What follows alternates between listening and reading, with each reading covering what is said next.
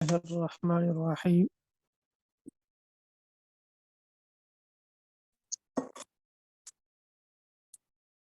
اللهم صل على محمد في أول كلامنا. اللهم صل على محمد في أوسط كلامنا. اللهم صل على محمد في آخر كلامنا. اللهم صل على محمد كما تحب وترضى له. يا رب لك الحمد كما ينبغي لجلال وجهك وعظيم سلطانك. قبل تکریم طلباء کرام، السلام علیکم ورحمۃ اللہ وبرکاتہ۔ ہمارے آج کا سبق نمبر 14۔ اس میں شروع میں جو مسئلہ ذکر کیا ہے سجدہ تلاوت، اس حوالے سے کچھ مسائل آپ کے سامنے پیش کرتے ہیں۔ قرآن کریم میں الحمد سے لے کر والناس تک پورے قرآن کریم میں 14 سجدے ہیں۔ سورہ حج پارہ نمبر 17 میں 2 سجدے ہیں، لیکن ہمارے ہاں احناف کے ہاں سے قول کے مطابق جو پہلا سجدہ ہے وہاں سجدہ تلاوت ہے، دوسرے میں نہیں، تو اس اعتبار سے 14 سجدے بنتے ہیں۔ اگر کوئی آدمی سجدہ تلاوت پڑھ لے یا سن لے اس پر سجدہ تلاوت واجب ہو جاتا ہے۔ سجدہ تلاوت کی ادائیگی کے لیے وہی شرائط ہیں جو نماز کے لیے ہیں: بدن کا پاک ہونا، جگہ کا پاک ہونا، کپڑوں اور لباس کا پاک ہونا، قبلہ کی طرف رخ ہونا اور سطر کو چھپانا، یہ تمام چیزیں ضروری ہوتی ہیں۔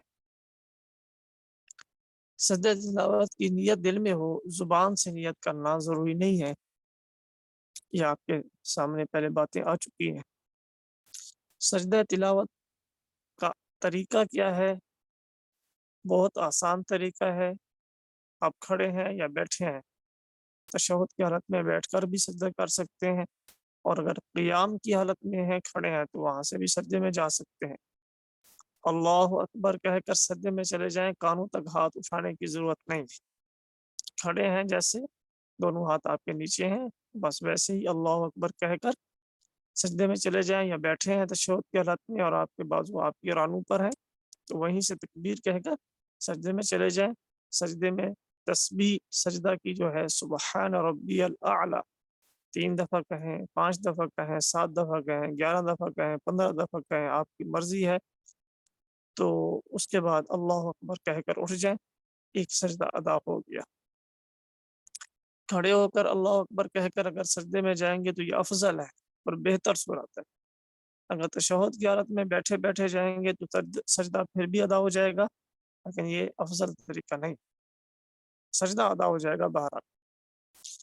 اور خود پڑھنے سے، سجدہ تلاوت کی آیت پڑھنے سے سجدہ تلاوت واجب ہوتا ہے، سننے سے بھی واجب ہوتا ہے، لیکن سننے سے مراد کہ کسی کی ریکارڈ شدہ آواز کو سننا مراد نہیں ہے۔ لہٰذا اگر ریکارڈ شدہ آیت سجدہ سنی ہے تو اس کے سننے سے سجدہ تلاوت واجب نہیں ہوگا۔ ایک ہی مجلس میں کئی سجدہ تلاوت کو اکٹھے ادا کیا جا سکتا ہے۔ آپ بیٹھے ہیں یا کھڑے ہیں، پہلے آپ شروع میں آپ ایسا کریں کہ مثال کے طور پر 5 10 15 20 سجدے تلاوت واجب ہو گئے، جمع ہو گئے، نہیں ادا کر سکے تو نیت کر لیں بھی کون سا سجدہ میں ادا کر رہا ہوں، بس اتنا بھی کافی ہے کہ میری ذمہ جو سجدہ تلاوت ہے ان میں سے میں پہلا کر رہا ہوں۔ تو اللہ اکبر کھڑے ہو کر جب آپ کہیں گے اللہ اکبر سجدے میں جائیں، اس کے بعد جب آپ بیٹھ جائیں گے پھر آپ کا ایک سجدہ ہو گیا، پھر دوبارہ اللہ اکبر کہہ کر سجدے میں جائیں، تسبیح پڑھیں، پھر اٹھ جائیں، اللہ اکبر کہہ کر پھر دوسرا ہو گیا، پھر اس طرح تیسرا کریں، چوتھا کریں، پانچواں کریں۔ متعدد سجدے کیے جا سکتے ہیں تلاوت کے ایک ہی مجلس میں۔ قرآن کریم کی تلاوت لائیو نشر ہو رہی ہے، براہ راست چل رہی ہے، تو سننے والوں پر سجدہ تلاوت واجب ہوتا ہے، ریکارڈنگ میں ہو تو واجب نہیں ہوتا۔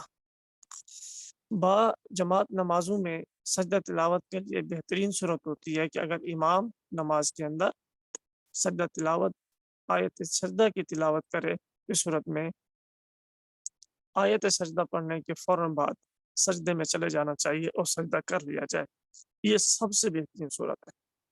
اس سے لوگوں کو تشویش نہیں ہوتی۔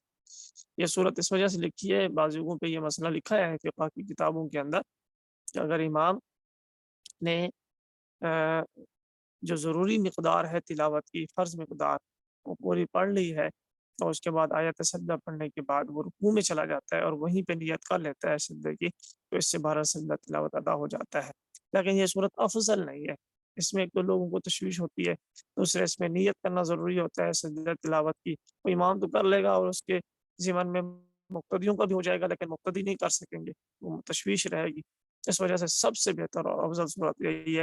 اور اگر آپ میں سے کسی کا یہ اس طرح کی کوئی صورت پیش آئے یا نوبت ہے، تو سب سے بہتر یہ ہوتا ہے کہ جیسے تراویح کے اندر آیت سجدہ امام پڑھ کے فوراً سجدے میں چلا جاتا ہے، پھر اپنی بقیہ نماز پوری کرتا ہے، تو ایسے ہی عام نمازوں میں اگر کبھی ایسی نوبت پیش آئے تو فوراً سجدہ کر لینا چاہیے، جیسا کہ مسنون ہے رسول اللہ صلی اللہ علیہ وسلم جمعہ کے دن فجر کی نماز میں سورۃ الف لام میم سجدہ پہلی رکعت میں، اور دوسری میں سورہ دہر، جسے سورہ قیامت، سورہ دہر اور سورۃ الانسان بھی کہتے ہیں، وہ پڑھا کرتے تھے۔ تو اکثر معمول مبارک یہی تھا۔ سورہ الف لام میم سجدہ جو 21ویں پارے میں ہے، اس میں سجدہ ہے، اس میں صاف ظاہر ہے جب آیت سجدہ پر پہنچتے تھے تو سجدہ ہی کیا جاتا تھا، تو ایسے ہی کرنا چاہیے۔ تو یہ سجدہ کے حوالے سے موٹے موٹے مسئلے تھے، اور اس میں ایک دو باتیں میں اور بھی عرض کر دیتا ہوں۔ مثال کے طور پر میں یہاں بیٹھا ہوں اور ایک ہی جگہ پہ بیٹھا ہوں اور ایک ہی مجلس میں ہوں اور میں گفتگو کر رہا ہوں۔ اگر میں گفتگو کی بجائے یہاں بیٹھے بیٹھے آیت سجدہ پڑھتا ہوں، اور ایک دفعہ نہیں 10 دفعہ 50 دفعہ پڑھتا ہوں، اور درمیان میں کوئی میں دوسرا کام نہیں کرتا، کسی سے گفتگو نہیں کرتا، کوئی کھاتا پیتا نہیں ہو، ادھر سے اٹھ کے کہیں اور نہیں جاتا ہوں، بس وہیں بیٹھے بیٹھے میں پڑھتا رہتا ہوں، تو ایک ہی مجلس میں آیت سجدہ کو جتنی بار بھی پڑھا جائے اس سے ایک دفعہ ہی سجدہ واجب ہوتا ہے۔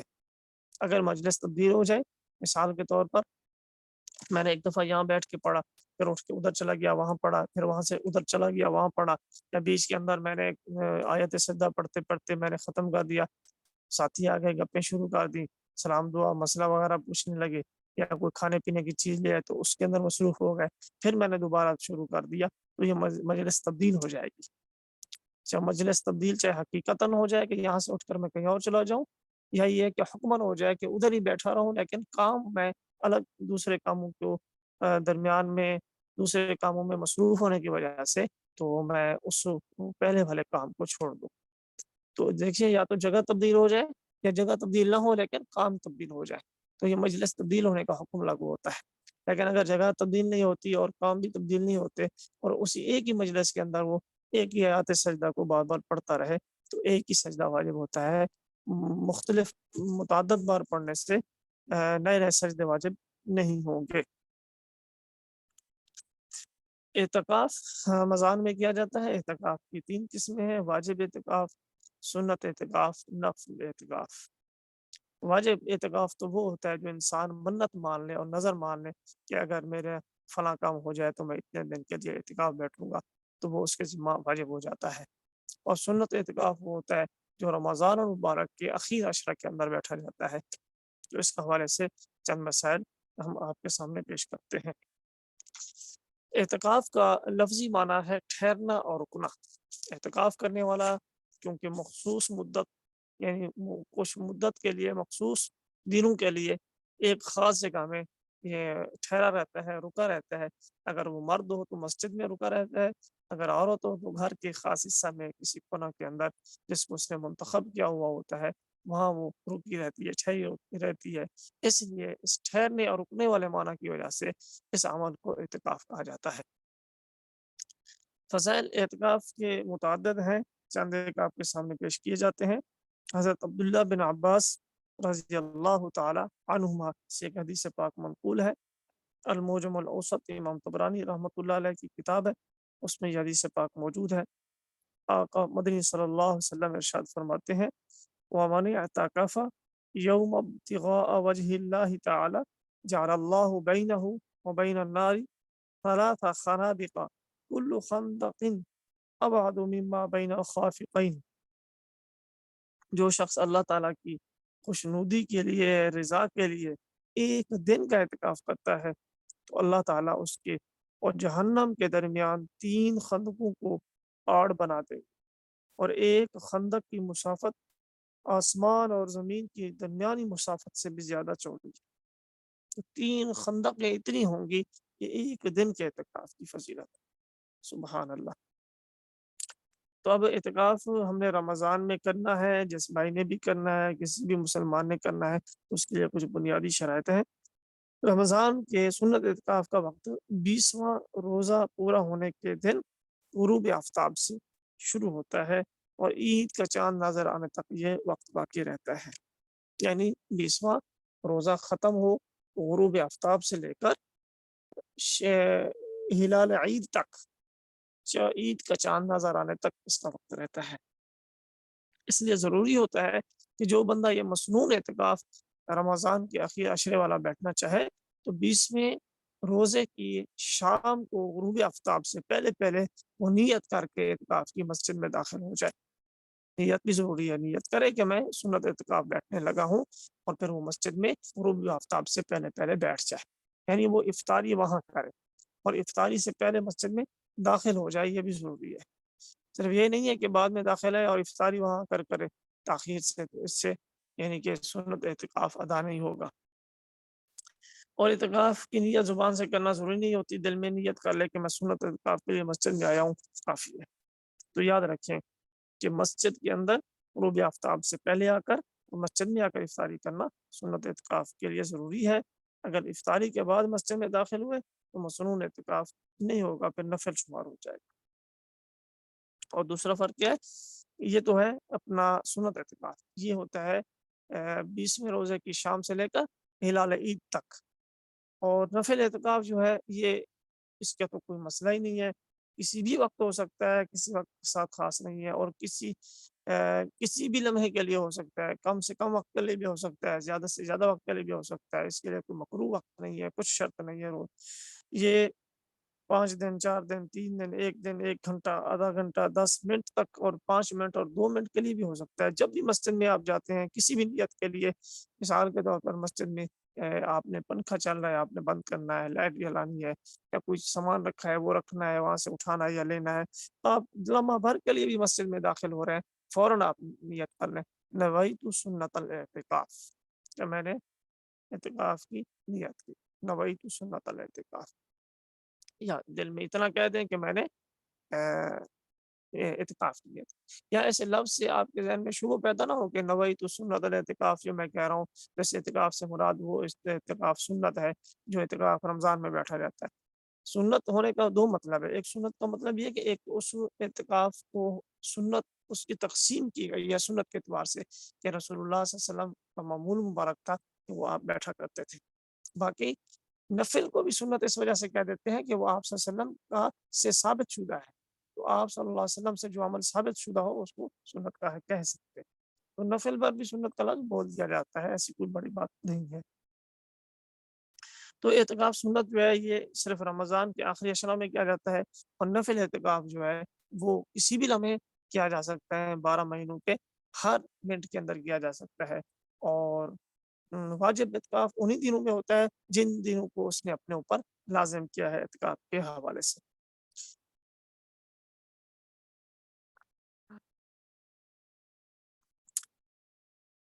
جو سنت اعتکاف ہے رمضان المبارک کے آخری عشرے والا، اس کے حوالے سے چند مسائل آپ کے سامنے پیش کیے جاتے ہیں، ہمیں سے ہر بندے کو ان مسائل کا اطلاع ہونا چاہیے۔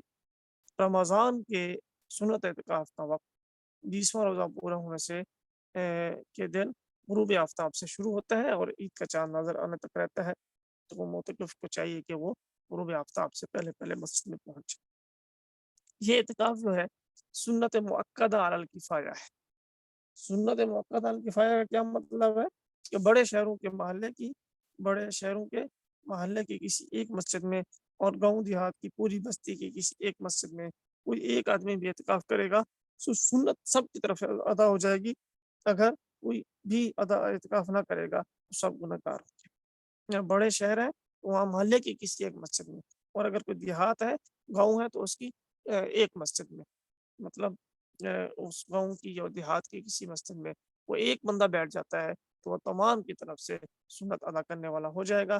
اب سارے गुनाहगार नहीं होंगे। अगर कोई एक भी नहीं बैठेगा तो फिर सारे गुनाहगार।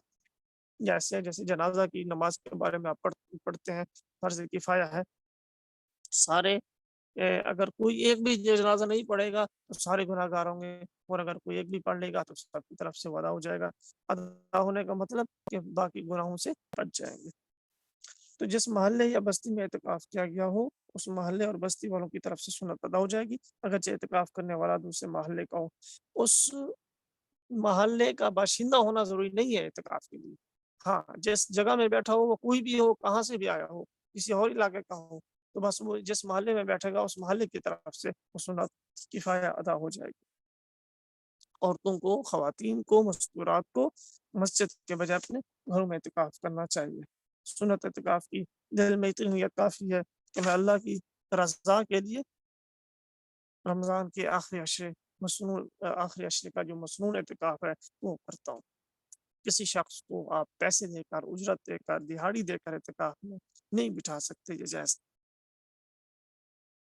मस्जिद में अगर एक से ज़्यादा लोग एतकाफ करें तो सबको अलग-अलग पूरा-पूरा सवाब मिलता है। अजर और सवाब अल्लाह पाक ने देना होता है। इसमें किसी किस्म की कोई बुख़ल वाली बात नहीं है। अल्लाह के ख़ज़ाने लामहदूद हैं, अल्लाह बेहिसाब अजर देते हैं, सबको देते हैं, पूरा-पूरा देते हैं। ये नहीं कह सकते कि वो बैठा है तो मेरा अजर अब तक़सीम हो जाएगा, ऐसी बात। मैं हमेशा ये अर्ज़ किया करता हूँ अपने दोस्तों और साथियों से और अपने तालिब इल्म भाइयों से, 2 चीज़ों में तो इंसान को कभी भी बुख़ल नहीं करना चाहिए। बल्कि वुसअत ज़र्फ़ी के साथ उसके अंदर ज़्यादा से ज़्यादा बंदों को शरीक करना चाहिए। एक दुआ में और दूसरा इसाले सवाब। दुआ भी के अंदर बाज़ लोग बुख़ल करते हैं। बस महदूद दुआ माँगेंगे, मख़सूस अफ़राद के लिए माँगेंगे, बाकियों को छोड़ दें।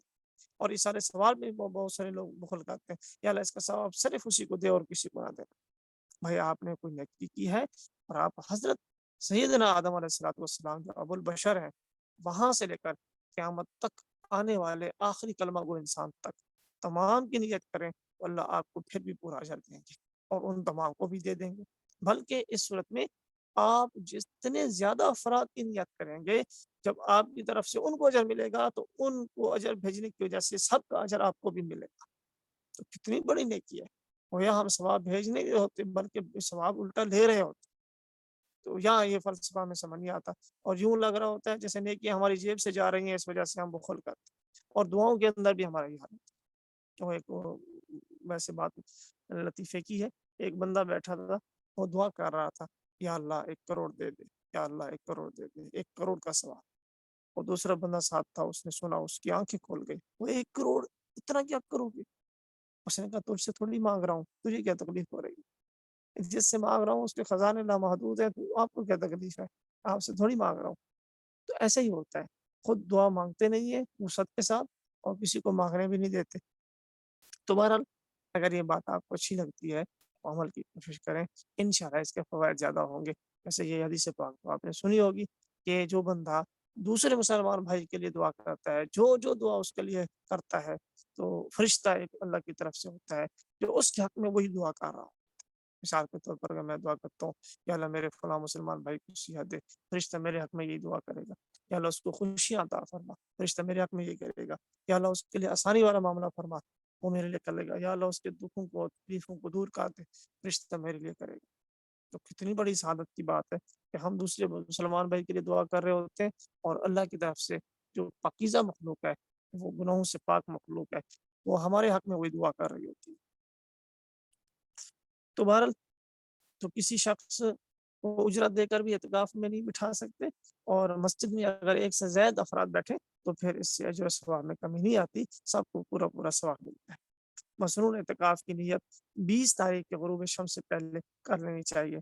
अगर कोई शख्स मस्जिद में बरवक़्त दाख़िल हो गया, लेकिन उसने एतकाफ़ की नियत नहीं की, तो सूरज ग़ुरूब हो गया, तो फिर नियत करने से एतकाफ़ सुन्नत नहीं होगा, नफ़िल हो जाएगा।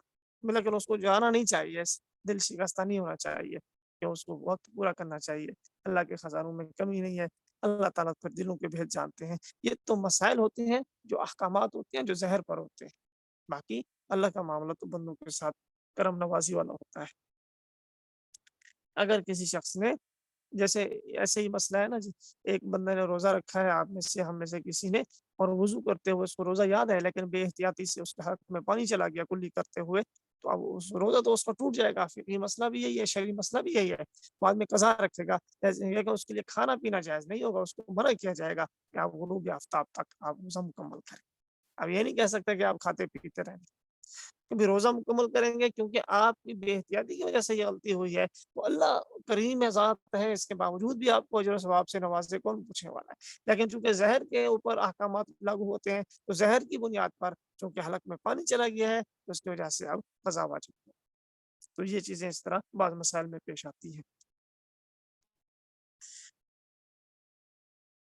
اگر کسی شخص نے پہلے 2 اشروں میں روزے نہ رکھے ہوں یا تراویح ادا نہ کر سکا ہو ضرورت کی وجہ سے یا غفلت اور سستی کی وجہ سے، تو وہ بھی اعتکاف کر سکتا ہے. لیکن یاد رکھیں، مسنون اعتکاف میں روزہ شرط ہوگا.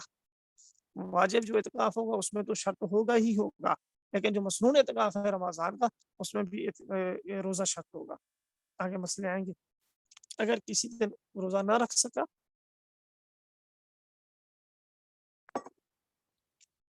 بیماری کی وجہ سے یا عذر کی وجہ سے، معتکف صاحب، تو اس کا سنت اعتکاف ٹوٹ جائے گا. باقی اس کو اعتکاف سے جانے کا نہیں کہا جائے گا، اس کو یہی کہا جائے گا کہ آپ اپنا اعتکاف پورا کریں. اگر کسی شخص نے پہلے 2 اشروں میں روزے نہ رکھے ہوں یا تراویح نہ پڑھ سکتا ہو، تو وہ بھی اعتکاف کر سکتا ہے. ایک شخص ہے، اس کے جسم سے بدبو آتی ہے، اور یا ایسا مرض ہے جس کے جیسے لوگ تنگ ہوتے ہیں اور لوگ تھوڑا اس سے دور دور رہنا پسند کرتے ہیں، لوگوں کو اس سے تھوڑا تکلیف ہوتی ہے، اذیت ہوتی ہے. ایسے شخص کے لیے ضروری ہے، افضل بھی ہے اور ضروری بھی ہے کہ اعتکاف میں نہ بیٹھے تاکہ لوگوں کو اذیت نہ ہو. ہاں، اگر یہ مسئلہ پرابلم کم ہے اور وہ خوشبو وغیرہ سے ختم ہو سکتا ہے، تو لوگوں کو تکلیف اس سے نہیں ہوتی، وہ خوشبو کا استعمال کرتا ہے، صفائی اور نظافت کا اہتمام کرتا ہے، تو اب اس صورت میں جائز ہے کہ وہ بیٹھ سکتا ہے. اعتکاف مسنون کے صحیح ہونے کے لیے کچھ اور چیزیں بھی ضروری ہیں. نمبر 1، مسلمان ہونا بنیادی شرط ہے. عاقل ہونا، اعتکاف کی نیت کرنا، مرد کا مسجد میں اعتکاف کرنا، اور اگر مرد اور عورت کا جنابت یعنی غسل واجب ہونے کی حالت سے پاک ہونا. جب وہ مرد ہے تو وہ احتلام کی حالت سے پاک ہوگا. بیٹھتے وقت پاک ہونا. درمیان میں اگر یہ سبب لاحق ہو جاتا ہے، عارض لاحق ہو جاتا ہے کسی اعتکاف کرنے والے کو، تو پھر اس سے اعتکاف نہیں ٹوٹے گا، وہ جا کر پھر غسل کر سکتا ہے. لیکن عورت اگر ماہواری کے ایام میں ہے، یا ماہواری میں ہے یعنی مینسس کے ایام میں ہے، یا وہ نفاس کی حالت میں ہے، تو اس صورت میں وہ اعتکاف نہیں بیٹھ سکتی. کہ عورت کا حیض و نفاس کی حالت میں نہ ہونا یہ شرط ہے. روزے سے ہونا، اگر اعتکاف کے دوران کوئی ایک روزہ نہ رکھ سکے کسی بھی وجہ سے، تو یا روزہ ٹوٹ جائے غلطی کی وجہ سے یا جیسے بھی، مسنون اعتکاف بھی ٹوٹ جائے گا. تو یہ چند مسائل تھے. آگے ہم مسلمان ہیں، ہم انسان ہیں، تو ہر انسان کو مختلف حالات سے گزرنا پڑتا ہے. کبھی ناخوشگوار واقعات کا اور چیزوں کا سامنا کرنا پڑتا ہے، کبھی خوشگوار چیزوں کا سامنا کرنا پڑتا ہے. تو یہ مختلف حالات اور کیفیات اللہ کی طرف سے ہوتی ہیں.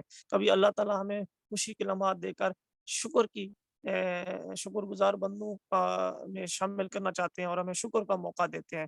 اور کبھی اللہ تعالیٰ ہمارے لیے کچھ کڑے حالات ڈال کر ہمیں صبر کرنے والے بندوں میں شامل کرنا چاہتے ہیں، صبر کا موقع دیتے ہیں.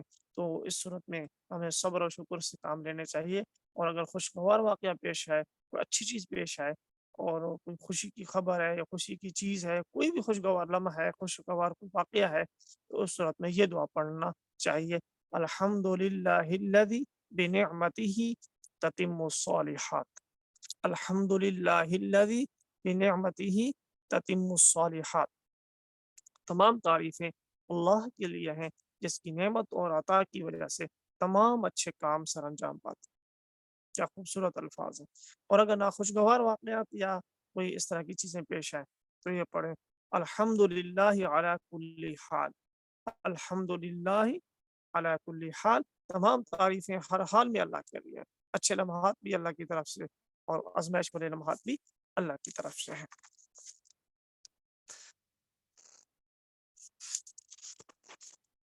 یہ سبق نمبر 15 ہے. اس میں تھوڑی سی باتیں ہم مزید پڑھ لیتے ہیں. رمضان مبارک کا جو آخری عشرہ ہے، اس میں جو معتکف اعتکاف میں بیٹھتے ہیں اور جو نہیں بھی بیٹھ سکتے، بہرحال آخری عشرہ تو ان کو بھی نصیب ہوتا ہے. ان میں جو طاق رکھتے ہیں ان کو خصوصیت کے ساتھ، اہتمام کے ساتھ، شوق کے ساتھ، ذوق کے ساتھ ان طاق راتوں کے اندر عبادت کرنی چاہیے، اور زیادہ معمول سے زیادہ کرنی چاہیے. اگر پہلے معمول نہیں ہے تو معمول بنانا چاہیے، معمول کم ہے تو زیادہ کرنی چاہیے اور خوش دلی سے کرنی چاہیے. ان طاق راتوں کے اندر ایک ایسی فضیلت والی رات ہے جو قرآن کریم کے الفاظ کے مطابق خیر من الف شہر، 1000 مہینوں سے افضل رات ہے. 1000 مہینے.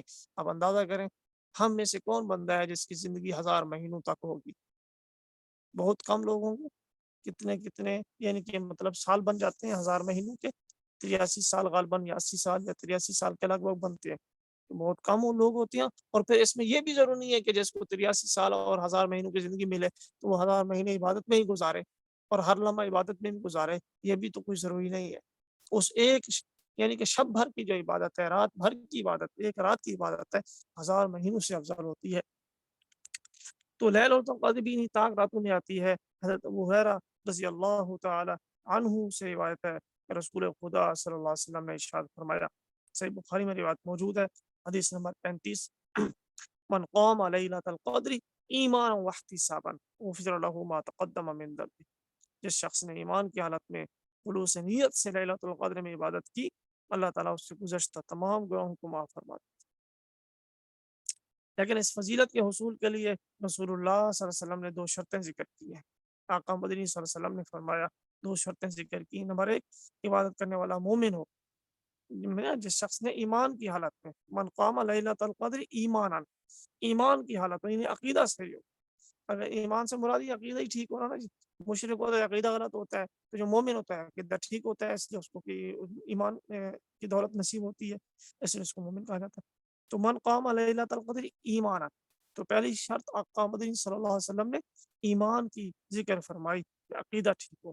اگر عقیدہ ہی غلط ہے تو ایک لیلۃ القدر نہیں بلکہ 1000 لیلۃ القدر بھی عبادت کرتا رہے تو وہ محروم رہے گا، اس کو یہ فضیلت نہیں ملے، کیونکہ عقیدہ اصل اور بنیاد ہے. تو عبادت والی عمارت کیسے کھڑی ہوگی؟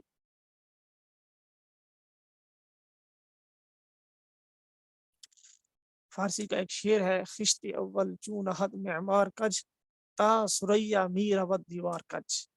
کہ اگر پہلی اینٹ جو بنیاد کی اینٹ ہوتی ہے اگر وہ سیدھی نہ ہو، وہ ٹیڑھی ہو، تو وہ اس بنیاد ٹیڑھی اینٹ کے اوپر جو دیوار قائم ہوگی، چاہے وہ سوریا ستارے تک بھی اوپر چلی جائے، وہ ساری دیوار ٹیڑھی کی ٹیڑھی رہے گی. کیوں؟ اس لیے کہ اس کی جو پہلی بنیاد کی اینٹ ہے وہ ٹیڑھی. اور اگر پہلی بنیاد کی اینٹ ٹھیک ہو تو پھر وہ دیوار جتنی اوپر چلی جائے وہ سیدھی رہے گی. تو یہ عقیدہ جو ہے نا، یہ اصل اور بنیاد کی حیثیت رکھتا ہے.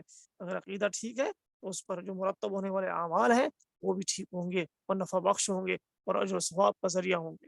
اور اگر عقیدہ غلط ہے تو اس کے اوپر جو مرتب ہونے والے اعمال ہیں وہ ظاہر اچھے ہوں گے لیکن اجر و ثواب سے خالی ہوں گے. تو اس لیے ہمیں چاہیے میرے عزیزوں، اس رات کی برکت حاصل کرنے کے لیے قواعد اہل سنت والجماعت کو اپنائیں، لوگوں میں بھی ان عقائد کی محنت کریں. اور دوسرا، رسول اللہ صلی اللہ علیہ وسلم نے شرط ذکر فرمائی واحتسابا، کہ ایمان کی حالت میں بھی ہو اور خلوص نیت ہو، یعنی اس کی نیت درست. اگر نیت میں اللہ کی رضا نہیں ہے، خوشنودی نہیں ہے اور اللہ کی محبت اور معرفت نہیں ہے، تو اس صورت میں ریا ہے، دکھلاوا ہے، کھوٹ ہے.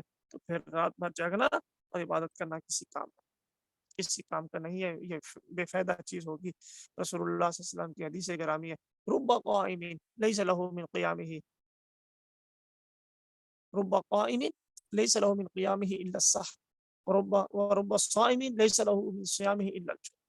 بہت سارے شب بیدار ایسے ہوتے ہیں کہ ان کا رات بھر کا جاگنا سوائے جاگنے کی اور کچھ نہیں نفع دیتا، کہ وہ عبادت کر رہے ہوتے ہیں لیکن ان کی عبادت کا جو مقصد ہوتا ہے اور ریاکاری ہوتا ہے اور دکھلاوا. اور بہت سارے روزہ دار ایسے ہوتے ہیں جو دن بھر بھوکے پیاسے رہتے ہیں، بھوک اور پیاس کی سختی کو برداشت کرتے ہیں، لیکن سارا دن بھوکا پیاسا رہنے کے باوجود ان کو سوائے بھوک اور پیاس ہی ملتی ہے اور کچھ بھی اجر و ثواب نہیں ملتا. کیوں؟ اس لیے کہ ان کی نیت کے اندر فساد ہوتا ہے، تو اس وجہ سے ان کو اجر و ثواب ملتا. تو اس حدیث پاک میں اور اسی طرح دیگر حدیث مبارکہ میں جو عبادات پر گناہوں کی معافی کا تذکرہ ہے، اس سے مراد صغیرہ گناہ ہوتے ہیں. جیسے کل کے سبق میں، گزشتہ کل کے سبق میں نے گزارش کیا تھا اور اپنا صلاۃ التسبیح کے فضیلت کے اندر میں نے بات کی تھی कबीरा गुनाह की माफ़ी के लिए, तौबा और हुकूकुल इबाद वाले गुनाहों की माफ़ी के लिए उन हुकूक की अदायगी ज़रूरी है कि अगर साहिब हक से माफ़ी मिल जाए तो वो ज़रूरी है, सिर्फ़ इबादत से माफ़ी नहीं। तो ये इसके अंदर वज़ाहत है। लैलतुल क़द्र कौन-सी रात है? तो रसूलुल्लाह सल्लल्लाहु अलैहि वसल्लम से हदीस पाक है, आप सल्लल्लाहु अलैहि वसल्लम ने फरमाया, तहर्रौ लैलतुल क़द्रि फ़िल वित्रि मिनल आशिरिल अवाखिरि मिन रमज़ान। सही बुखारी में मौजूद है। अम्मी आयशा फरमाती हैं रज़ियल्लाहु तआला अन्हा कि रसूलुल्लाह सल्लल्लाहु अलैहि वसल्लम ने फरमाया, लैलतुल क़द्र को आखिरी अशरा की 3 रातों में तलाश करो। 21वीं रात, 23वीं रात, 25वीं रात, 27वीं रात और 29वीं रात। तो ये कोई एक रात फिक्स नहीं होती। अक्सर अवाम का ज़हन ये होता है कि 27वीं शब को वो लैलतुल क़द्र कहते हैं। तो ये ऐसे ज़रूरी चीज़ नहीं है, बल्कि ये कोई मुतय्यन नहीं है, किसी भी रात में हो सकती है, 3 रातों में से किसी एक रात में। लैलतुल क़द्र की मख़सूस दुआ है, रसूलुल्लाह सल्लल्लाहु अलैहि वसल्लम ने अम्मी आयशा रज़ियल्लाहु तआला अन्हा को तलक़ीन फ़रमाई थी और सिखलाई थी कि अल्लाह ताला से यूँ दुआ माँगा करो, अल्लाहुम्मा इन्नका अफ़ुव्वुन तुहिब्बुल अफ़्व फ़अफ़ु अन्नी। अल्लाहुम्मा इन्नका अफ़ुव्वुन, ऐ अल्लाह आप बहुत माफ़ फरमाने वाले हैं, तुहिब्बुल अफ़्व और माफ़ करने को पसंद भी फरमाते हैं, फ़अफ़ु अन्नी, मौला करीम मुझे भी माफ़ फरमा। कितने खूबसूरत अल्फाज हैं जो ज़ुबान नबूवत से निकले हैं और कितनी जामियत वाले अल्फाज हैं कि अल्लाह से कितने प्यारे अंदाज में इंसान अपने गुनाहों की बख्शिश करवा रहा है।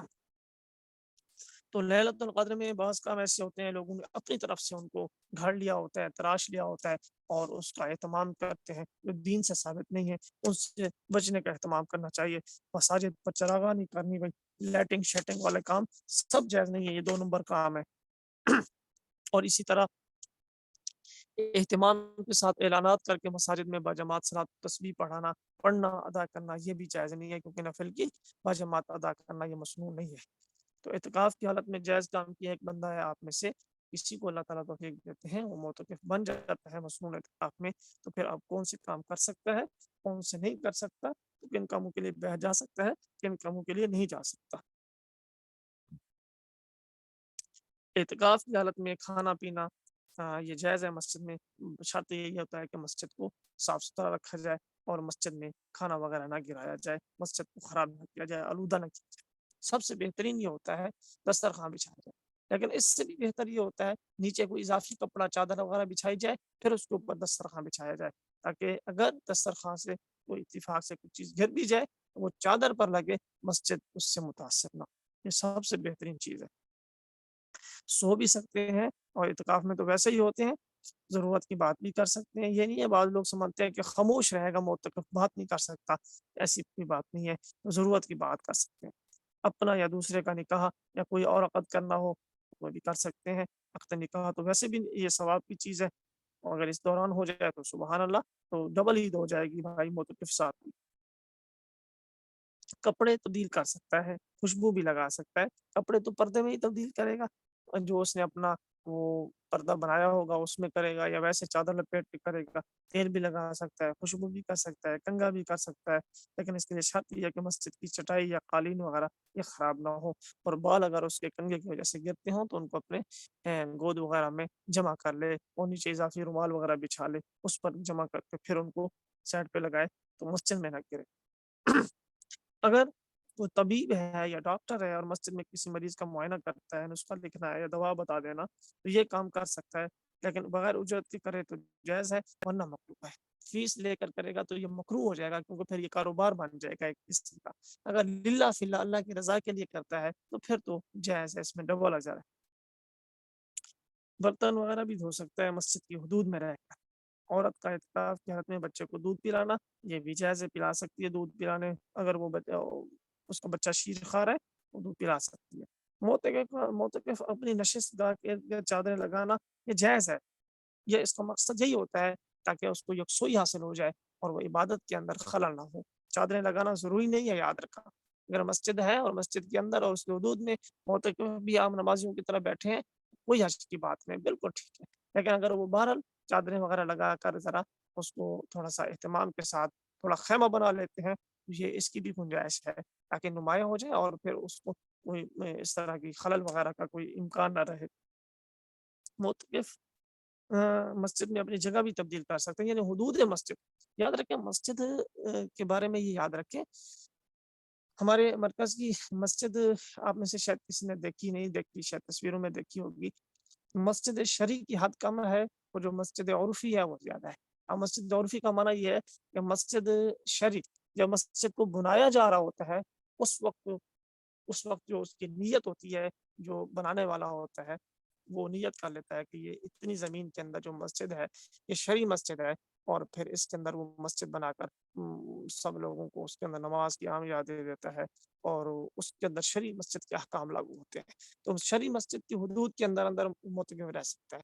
बाज़ औक़ात ज़रूरत की वजह से ऐसा होता है कि जगह कम पड़ जाती है, सहन कम पड़ जाता है मस्जिद का या साथ हाल कम पड़ जाता है, तो ज़रूरत की वजह से जो फिर मस्जिद के जो मुंतज़िमीन होते हैं, साथ वाली ज़मीन को भी मस्जिद के साथ ऐड कर देते हैं और साफ़-सुथरा उसको रखते हैं और उसके अंदर भी जूते नहीं पहने जाते। यानी जो मस्जिद की ताज़ीम होती है वो उस जगह की भी की जाती है। अब ये जो दूसरी जगह ऐड की गई है, ये शरई मस्जिद नहीं होती, उनकी नीयत ये होती है कि भई ये वक़्ती तौर पर हमने ऐड की है, बाद में हमें ज़रूरत पड़ेगी तो हम किसी और मकसद के लिए इस जगह को इस्तेमाल कर लेंगे। तो ये जो वक़्ती ज़रूरत के लिए मस्जिद के साथ ज़मीन को ऐड किया जाता है, इसको शरई मस्जिद नहीं कहा जाता, इसको उर्फ़ी मस्जिद कहा जाता है। उर्फ़ी का माना ये है कि लोगों की उर्फ़ में तो ये मस्जिद का हिस्सा ही शुमार होती है और उसका भी अब एहतराम वैसे ही बजा लाते हैं, जैसे मस्जिद शरई का होता है, जूते नहीं पहनते, नमाज़ वहाँ पढ़ते हैं, सब कुछ करते हैं, लेकिन शरई मस्जिद नहीं होती। तो इस वजह से जो बड़ी मसाजिद होती हैं और जिसमें पहले मस्जिद शरई कम होती है, बाद में ज़रूरत की वजह से उसकी हुदूद को बढ़ाया जाता है, तो वहाँ पर शरई मस्जिद की हद तक निशानदेही की जाती है, वहाँ लिख दिया जाता है कि शरई मस्जिद की हद है, मोतक़िफ़ हज़रात इससे आगे ना जाएँ। तो वहाँ पर इस चीज़ की निशानदेही कर दी जाती है, बतला दिया जाता है। तो इस वजह से ये है कि मस्जिद शरई के अंदर-अंदर वो अगर अपनी जगह तब्दील करता है, तो कर सकता है, किसी भी जगह में, किसी भी कोने में बैठ सकता है। बक़दर ज़रूरत सामान वग़ैरह मस्जिद में रख सकता है। मिसाल के तौर पर है बिस्तर है, साबुन है और बर्तन वग़ैरह इस तरह की कोई ज़रूरत की छोटी-मोटी चीज़ें मस्जिद में वो रख सकता है और दीनी कुतुब रख सकता है और ये रखनी भी चाहिए ताकि वो अपने औक़ात को जो उसने इबादत के लिए मुख़्तस किए हैं और ख़ास किए हैं, दीनी कुतुब का मुताला करना तो वैसे भी इबादत होता है। एतिकाफ़ के कुछ ममनूआत और मकरूहात हैं, बिला ज़रूरत बातें ना करें, अभी दुनियावी बातें तो बिल्कुल ना करें और दीन की बात जो होगी वो तो बिला ज़रूरत नहीं होगी, वो तो दीन की बातें कर सकता है। एतिकाफ़ की हालत में फ़ोश किस्म की या बेकार किस्म के और झूठे किस्से कहानियाँ और इस्लाम के खिलाफ कोई मज़ामीन पर मुश्तमिल कोई लिटरेचर पढ़ना, कहानियाँ पढ़ना और तस्वीरदार अख़बारात और रसाइल वग़ैरह पढ़ना या अख़बारात की खबरें मस्जिद में लाना, रखना, पढ़ना, सुनना, इस तरह की सरगर्मियों से बिल्कुल बचना चाहिए। भाई इन झंझट से बचने के लिए तो अल्लाह के बंदे आप मस्जिद में आए हैं और अल्लाह को राज़ी करने के लिए और दुनिया के बखेड़ों से अपने आप को फ़ारिग़ करके इस नेक माहौल में आए हैं। तो फिर यहाँ पर भी अगर उन गंद को यहाँ पर लाया जाए तो फिर फ़ायदा क्या है इत्काफ़ करने का? इसलिए इस तरह की चीज़ों को बिल्कुल ना लाया जाए। ज़रूरत से ज़्यादा सामान मस्जिद में लाकर बखेर देना, इतना सामान लाना कि उनको सँभाला ना जा सके, ये भी मस्जिद के अदब के खिलाफ है। मस्जिद की बिजली, गैस और पानी वगैरह का बेजा इस्तेमाल करना, ये तो आम दिनों में तो वैसे ही मना है और एतिकाफ़ की हालत में तो ये और ज़्यादा इसके अंदर कबाहत बढ़ जाती है। मस्जिद में सिगरेट और हुक्का पीना मस्जिद के आदाब के और तक़द्दुस के खिलाफ है और ये बदबूदार चीज़ें हैं। रसूलुल्लाह सल्लल्लाहु अलैहि वसल्लम ने मना फरमाया है कि कोई बदबूदार चीज़ खाकर कोई बंदा मस्जिद में ना आए, तो इससे इंसानों को भी अज़ियत होती है और फ़रिश्तों को भी अज़ियत होती है। मस्जिद से बाहर जा सकते हैं, मतलब बौल-ओ-बराज़ के लिए, पेशाब-पाख़ाना के लिए और इसी तरह इस्तिंजा वग़ैरह करने के लिए मोतक़िफ़ को बाहर निकलना पड़े, तो ज़रूरत की वजह से जा सकता है। अब इनके मसाइल क्या हैं, ज़रा ये देखिए। बौल-ओ-बराज़ के लिए करीब-तरीन जगह का इंतख़ाब करना चाहिए, मतलब वॉशरूम है, कुछ करीब है, कुछ दूर है, तो अब ये करीब वाले में जाए, उसी को मुंतख़ब करे। अगर मस्जिद से मुत्तसिल बैतुल-ख़ला बना हुआ है, तो वहीं ज़रूरत पूरी करनी चाहिए। अगर ऐसा नहीं है, तो दूर जा सकते हैं। हाँ, कुछ थोड़ा दूर जाना पड़े। मतलब कि देख लेना चाहिए, जहाँ पर अगर करीब वाले फ़ारिग़ नहीं है, तो दूर वाले फ़ारिग़ हैं, वहाँ चला जाए। अगर करीब वाले फ़ारिग़ हैं, तो बिला ज़रूरत दूर ना जाए। अगर करीब वाले हैं और उनकी किसी की टूटी ख़राब है, किसी में लोटा नहीं है, किसी का दरवाज़े की कुंडी नहीं है, तो फिर दूर वाले में चला जाए। यानी ज़रूरत के एतबार से है, अगर करीब वाले ठीक हों, तो उन्हीं को तरजीह दें। अगर उसमें कोई मसला है, तो थोड़ा दूर जा सकता है। بیت الخلا مشغول ہوں تو انتظار کرنے میں بھی حرج نہیں ہے، البتہ فارغ ہونے کے لیے ایک لمحہ بھی وہاں ٹھہرنا جائز نہیں ہے۔ فارغ ہونے کے بعد مطلب کہ واش روم کی ضرورت پوری ہو گئی ہے، اب باہر آ گئی ہے، اب وہاں پر بلا ضرورت نہ رکے۔ بس اگر پہلے گیا ہے اور وہاں پر تھوڑا سا انتظار کرنا پڑا ہے 1 آدھ منٹ 2 منٹ، تو اس کی گنجائش موجود ہے، اس سے کہ اعتکاف خراب نہیں ہوگا۔ قضاء حاجت کے لیے جاتے وقت یا واپسی پر کسی سے مختصر بات چیت کر سکتا ہے، جیز ہے، بشرطیکہ کہ اس کے لیے ٹھہرنا نہ پڑے۔ مثال کے طور پر مسجد کے سے نکل گیا ہے، کسی نے کوئی بات کی تو چلتے چلتے جواب دے دیا، اور یا کسی نے سلام کیا تو جواب دے دیا، یا کوئی بات کسی سے پوچھ لی چلتے چلتے، تو اس کے لیے اسپیشل ٹھہرنا نہ پڑے، تو اس کے لیے جائز ہے۔ خواتین اعتکاف گھر میں کریں گی تو گھر میں اعتکاف کرنا سنت ہے، مسجد میں نہیں کرنا چاہیے۔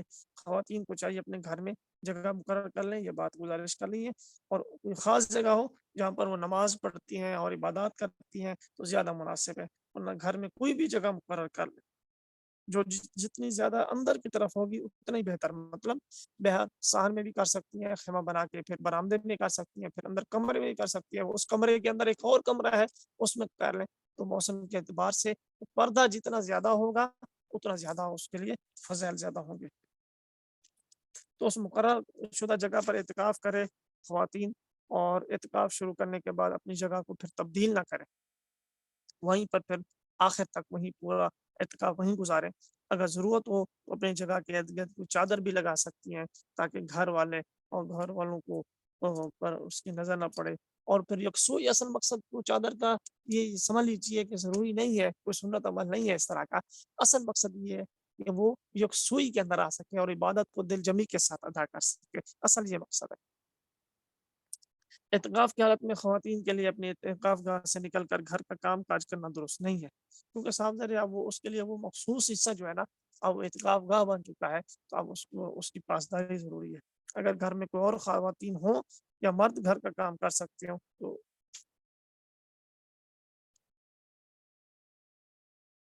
تو وہ کریں، ورنہ 10 دن کا سنت اعتکاف کرنے کے بجائے خواتین جتنا وقت ملے، 1 دن 1 رات کا یا 2 دن کا 3 دن کا، جتنی سہولت سے ہو اتنا اعتکاف کر لیں۔ مطلب پھر سنت اعتکاف نہ کریں، کیونکہ کام کرنا ہے تو پھر آپ اعتکاف نہیں کر سکتے، یعنی خواتین اعتکاف نہیں کر سکتے، پھر نفل اعتکاف کر لیں، پھر جتنا وقت بھی ان کو مہیا ہوتا ہے فرصت کے وہ اعتکاف میں گزاریں، انشاءاللہ اللہ کی شان کریمی سے بعید نہیں ہے، اللہ ان کو اجر و ثواب سے نواز دے۔ دودھ پینے کے بعد دعا، بہت سارے لوگ دودھ پیتے ہیں، اللہ ان کو دودھ کی نعمت سے مالا مال فرماتے ہیں، تو پھر دودھ کے بعد جو دعا ہے وہ یہ مصنون ہے، اللہم بارک لنا فیہ وزدنا منہ، اے اللہ ہمارے لیے اس دودھ میں برکت عطا فرما اور اس برکت کو زیادہ فرما، یعنی اور عطا فرما اور عطا فرما اور عطا فرما۔ اللہ تعالی ہم سب کو عمل کی توفیق عطا فرمائے۔ وآخر دعوانا ان الحمد للہ رب العالمین۔ میری طرف سے باتیں پوری ہو چکی ہیں، آپ میں سے کسی بھائی نے کوئی بات پوچھنی ہے بتانی ہے تو فرما سکتے ہیں۔ السلام علیکم ورحمۃ اللہ وبرکاتہ۔ استاد جی کیسے ہیں؟ خیریت سے؟ وعلیکم السلام ورحمۃ اللہ وبرکاتہ، الحمد للہ۔ استاد جی آج کے سبق کے لحاظ سے کچھ سوالات ہیں، اور وہ ہے پہلا سوال ہے سجدہ تلاوت ہمارے ہاں 14 گنی جاتی ہے، لیکن یہ کچھ لوگ اس کو 15 وہ کہتے ہیں، غالباً سورج حج میں ہے جو 15 یہ لوگ کہتے ہیں، تو اگر ہم وہ پڑھ لیں اور سجدہ نہ کریں تو اس میں ہم گناہ کار تو نہیں ہوں گے؟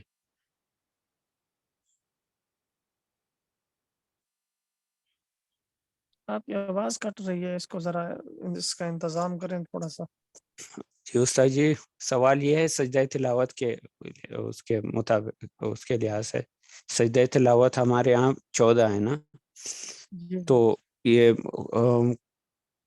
یہاں پہ کچھ لوگ کہتے ہیں 15 ہے، 15 بھی گنی جاتی ہے، تو اگر ہم وہ جو 15واں وہ ہے سجدہ تلاوت ہے وہ ہم نہ کریں تو اس میں ہم گناہ کار تو نہیں ہوں گے؟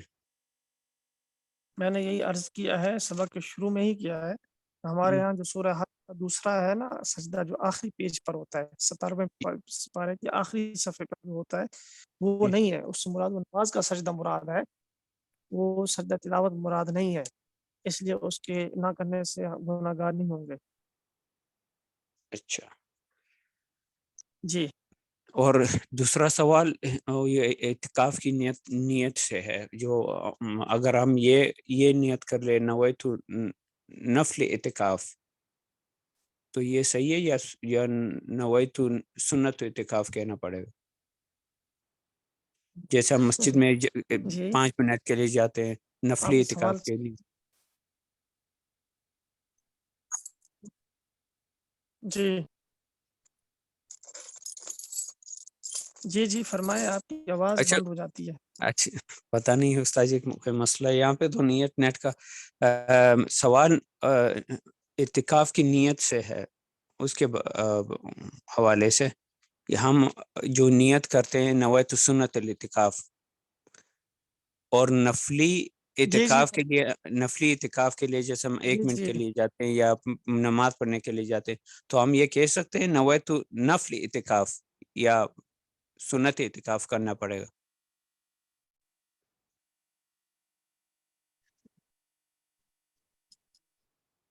آواز آ رہی ہے میں نے استاد جی؟ آپ سے یہ اس بات کا سوال کا جواب بھی میں نے اسی وقت دے دیا تھا. آپ زبردستی الفاظ اپنی طرف سے کیوں بتا رہے ہیں؟ اچھا جی ٹھیک ہے، صحیح ہے. اور جی تیسرا سوال ہے زکوٰۃ کے اس سے.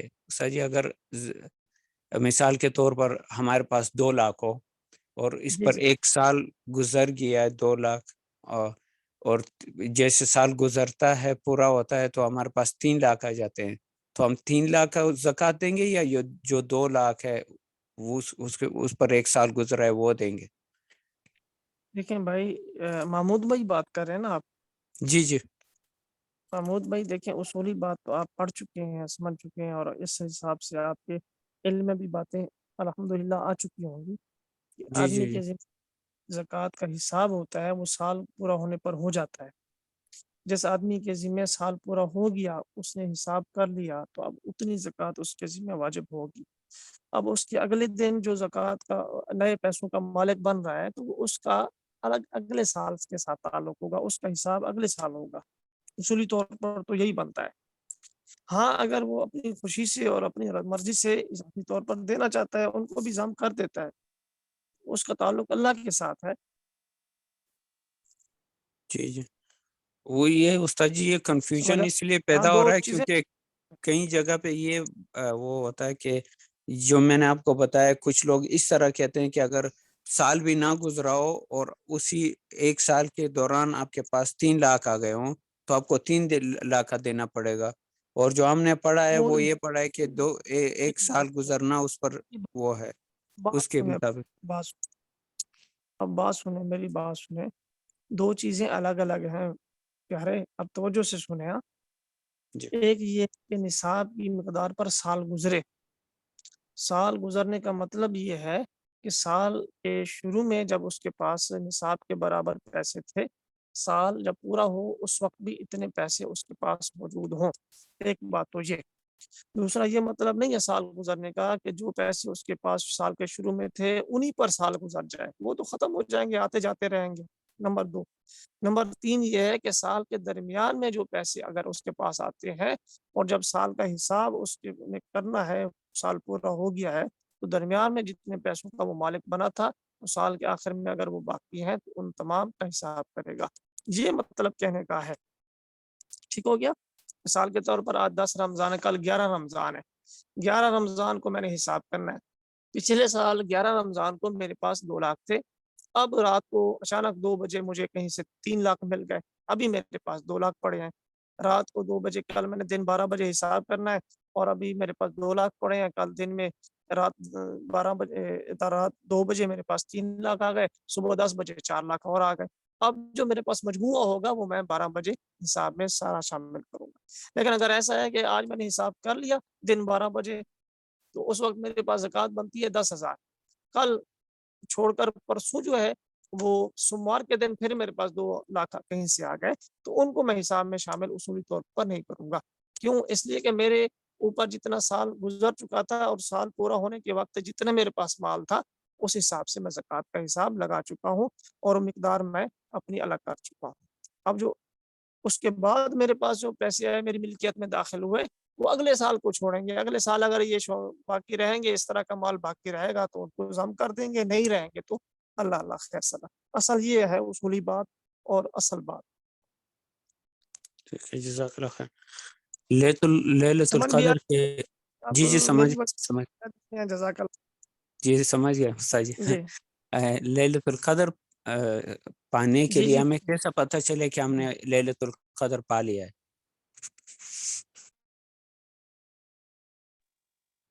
ہاں میرے بھائی بہت اچھا سوال کیا، اللہ آپ کو جزائے خیر دے۔ ليلۃ القدر کے لیے کوئی مخصوص علامت یا نشانی ایسی نہیں ہے کہ بندہ ہر بندے کو پتہ چل سکے، نہ شریعت نے اس کی نشانی بتائی ہے۔ ہاں البتہ اتنا ہے کہ بعض اللہ والوں کو اس کی علامات محسوس ہو جاتی ہیں، اب اس کے بارے میں کچھ نہیں کہا جا سکتا۔ بعض اوقات یوں ہے، اگر کوئی بندہ عبادت میں مصروف ہے، کبھی اس کو باطنی طور پر ایسی دل کے اندر ٹھنڈک پڑتی ہے، اس کو ایسا سکون محسوس ہوتا ہے کہ وہ الگ فیل کر رہا ہوتا ہے عام دنوں سے اور عام حالت سے۔ کبھی یہ ہوتا ہے کہ باہر کا ماحول اتنا خوبصورت بن جاتا ہے، اچانک رات میں ایسی نورانیت سی محسوس ہوتی ہے، یوں لگتا ہے کہ جیسے اجالا اجالا ہو گیا ہے اور ہر طرف جو ہے وہ اندھیرا نہیں ہے اور بالکل خوبصورت ماحول ہے۔ اب ایسی چیزیں ہوتی ہیں، بظاہر کو یہ حتمی بھی نہیں ہوتی اور ان کا تعلق باطن کی کیفیات کے ساتھ ہوتا ہے۔ جس کا باطن زیادہ اجلا ہوتا ہے اس کو اتنا زیادہ محسوس ہو جاتی ہیں، جن کا باطن جتنا گندا ہوتا ہے اس کو اتنا وہ اس سے ان کیفیات سے دور رہتا ہے۔ بہرحال کوئی فکس علامت نہیں ہے جس کو بتایا جائے اور ہر بندہ اس کو لے کر پرکھ لے۔ جی استاد جی، کیونکہ کچھ لوگوں سے میں نے سنا میں نے لیلۃ القدر پا لیا۔ اب ہم پوچھتے ہیں کیسے پا لیا؟ وہ جو نشانیاں نبی صلی اللہ علیہ وسلم نے بتائی ہے کہ جب آفتاب طلوع ہوتا ہے تو وہ اتنا وہ نہیں ہوتا اور بارش ہوتی ہے اس رات، یہ علامات دیکھے کہتے ہیں ہم نے پا لیا۔ اب اس وجہ سے میں نے یہ سوال کیا۔ پا لینے میرے بھائی پا لینے کے دو مطلب ہے۔ ایک پا لینے کا یہ مطلب ہے کہ وہ ليلۃ القدر جو طاق راتیں ہیں ان میں وہ عبادت کرے۔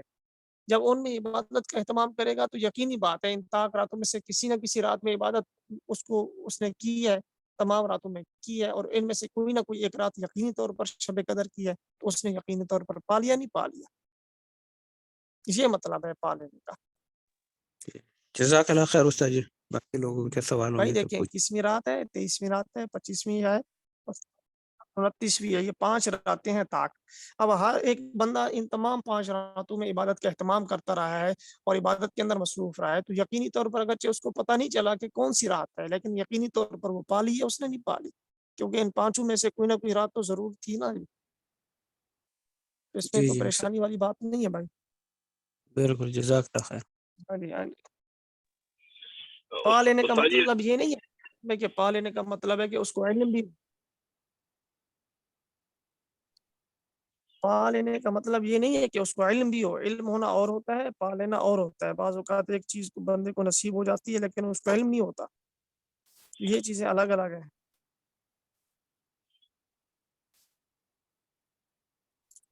جی اور کوئی بھائی سوال کریں؟ جی استاد جی، میرا ایک سوال تھا۔ یہ جو ہم نے اعتکاف کیا تھا مسجد نبی کے اندر، تو آپ نے جو پڑھا ہے نا کہ شرعی مسجد اور عرفی مسجد، یا تو اس میں تھوڑا سا ہو گیا، تو ہم باہر صحن میں جو ہے نا کھانا کھاتے تھے تو مسجد کے اندر نہیں کھاتے تھے، تو جو مسجد کا باہر کا صحن ہے تو وہ ایک دم سوال چلا گیا کہ وہاں کی عرفی مسجد اور شرعی مسجد کا کیسے پتہ چلے گا؟ وہ تو اللہ تعالیٰ مجھے لے جائیں، آپ دعا کریں تو میں آمین جاؤں۔ آمین آمین آمین۔ اللہ تعالیٰ آپ کو بھی بار بار لے جائے، آپ بھی وہاں جا کر پھر یہ تحقیق کریں۔ تو ابھی اس بارے میں کچھ نہیں کہہ سکتا کہ مجھے علم نہیں ہے۔ اچھی بات اچھی بات، جزاک وہ دماغ ایک دم اس طرف چلائیے کہ ہم کھانا جو کھاتے تھے شرعی کیونکہ مسجد پہ کھاتے تھے۔ یہ مسئلہ میں ہمارے جو بڑے بڑے مدارس ہوتے ہیں نا ان میں پھر طلباء زیادہ ہوتے ہیں، مساجد شروع میں چھوٹی بنائی جاتی ہیں، بعد میں پھر ضرورت کی وجہ سے بڑی بنتی ہیں۔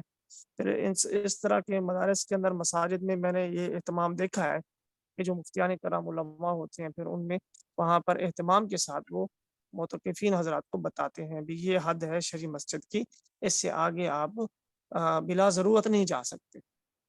صحیح، تو میں نے اس جی حساب سے آپ کو بتایا جو صحیح مسئلہ۔ جزاکم اللہ خیر۔ جی جی جزاک اللہ خیر۔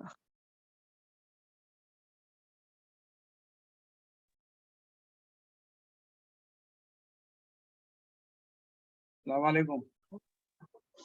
جی وعلیکم السلام ورحمۃ اللہ وبرکاتہ۔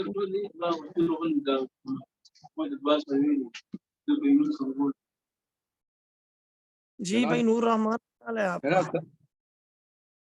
جناب سجدہ تلاوت کی کچھ مخصوص دعا ہے؟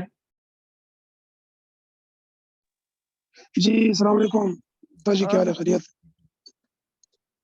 جی وعلیکم السلام استاد جی ورحمۃ اللہ سوال اس طرح وبرکاتہ۔ آپ نے کہا کہ غلطی سے اگر پانی چلا گیا حلق میں، ایک تو ہے اگر پانی سے حلق تر ہو گیا، ایک ہے پانی اندر چلا گیا، یہ تر ہو گیا سے بھی جی ٹوٹتا ہے روزہ، یا صرف اندر جانے سے؟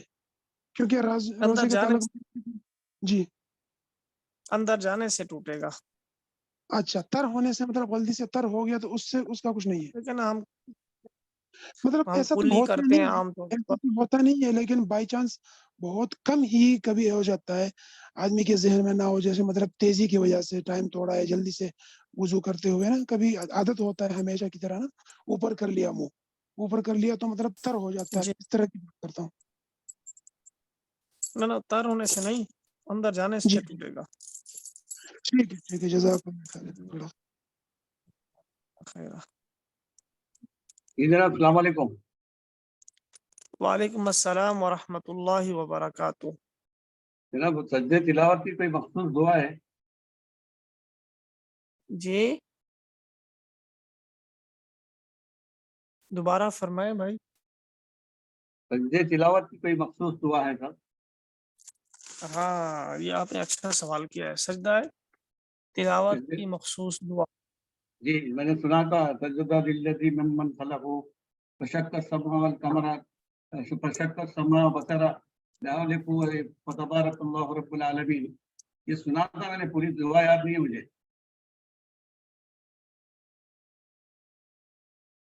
اچھا میں بھی دیکھتا ہوں، اگر آ جاتی ہے سامنے تو میں آپ کو پڑھ کے سنا دیتا ہوں۔ انشاءاللہ سر، جزاک اللہ۔ جی جی، ایک اللہ آپ کو جزائے خیر دے۔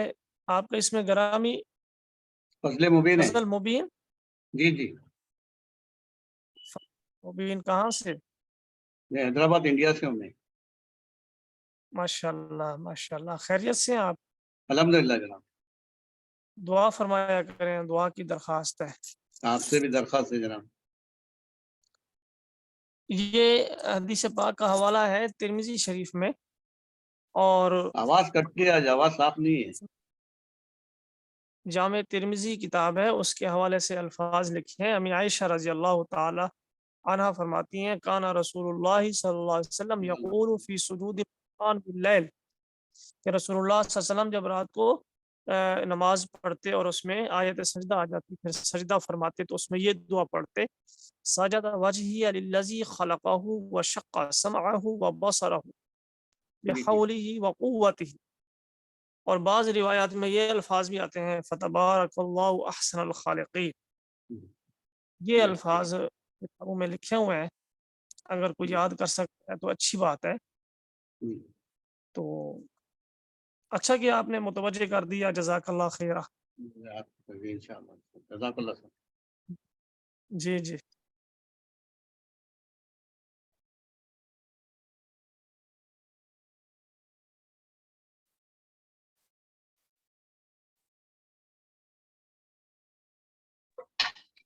استاد جی ایک بات عرض کر، جی جی، وہ میں نے چیٹ میں جو ہے نا، وہ ایک بھائی اس کا تلاوت کا پوچھتا رہتے تھے، تو بڑے استاد جی کا جو ہے نا وہ یوٹیوب کے اوپر وہ موجود ہے، وہ میں نے لنک ڈال دیا کہ قرآن کی تلاوت دیکھ کے پڑھنے کے بارے میں نماز کے اندر۔ جی ٹھیک ہے، جی ٹھیک ہے۔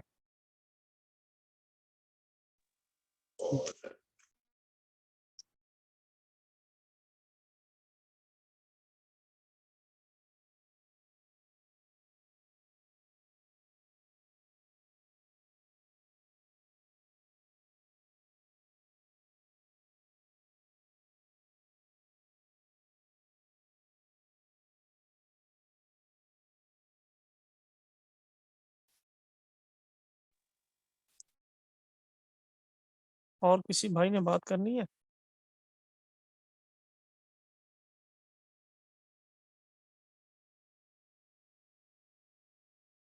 اچھا بھائی خالد، تمام جی ساتھی استاد جی، خوش رہیں اور دعاؤں کی درخواست ہے، ساتھی سارے خاموش ہو گئے ہیں۔ اللہ پھر کل ملتے ہیں سبق میں، انشاءاللہ تمام ساتھی دعاؤں کا اہتمام کریں اور اپنے اعمال کریں۔ اللہ تعالیٰ سب کی عبادات کو قبول فرمائے، آسانیاں پیدا فرمائے۔ آمین۔ آمین۔ السلام علیکم ورحمۃ اللہ وبرکاتہ۔ وعلیکم السلام وعلیکم ورحمۃ السلام اللہ تعالیٰ وبرکاتہ۔